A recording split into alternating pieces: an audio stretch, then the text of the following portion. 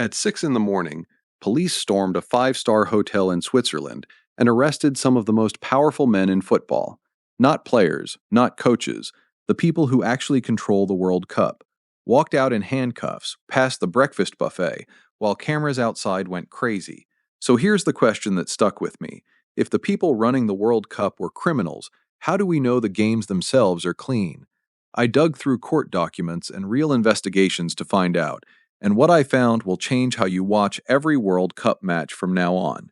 Stay till the end. The last part is the one nobody talks about. Before we go further, hit subscribe. On this channel, I dig through the boring documents so you don't have to, and turn them into something that actually makes sense. Okay, let's open the file. Fact 1, not a theory, a real court case.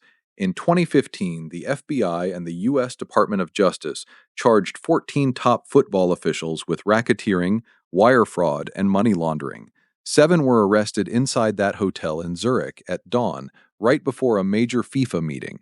Investigators found over $150 million in bribes, paid across 2 decades, tied to broadcasting deals and votes on which countries got to host the World Cup.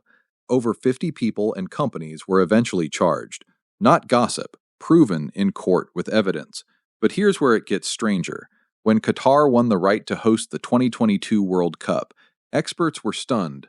The country had never even qualified for one before. Investigations later revealed a private lunch at the French president's palace just 9 days before the final vote, with the French president, Qatar's future ruler, and the head of European football all in the room. Months later, France signed massive deals with Qatar, including fighter jets and a football club. Coincidence? French prosecutors didn't think so, and opened a formal investigation. Nobody's been convicted over that specific vote, but the questions never went away. So the business side looks messy. But what about the actual games? Is a referee secretly deciding who wins?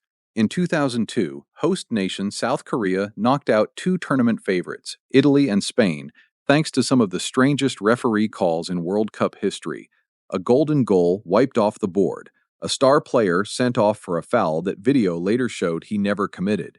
FIFA was so embarrassed, it changed how it picks referees for big matches afterward. Fans still call it rigged today. But the honest answer, there's no proof any referee was paid off. It was bad refereeing. Bad and bribed are not the same thing. So, is the World Cup rigged? Split it in 2. The business behind it, who hosts it, who profits, that's been proven corrupt in real courts. But the actual 90 minutes on the pitch? No solid proof of fixed matches. Just controversial calls, human error, and enough smoke to make anyone suspicious. Before you go, 3 quick things that make you smarter than most people watching the next World Cup. 1. VAR. Think of it like a strict teacher with a rewind button. If the referee messes up, VAR rewinds time and checks what really happened, so it's much harder to cheat and get away with it now. 2. After the scandal, FIFA changed who picks the host country. It used to be a tiny secret room voting quietly.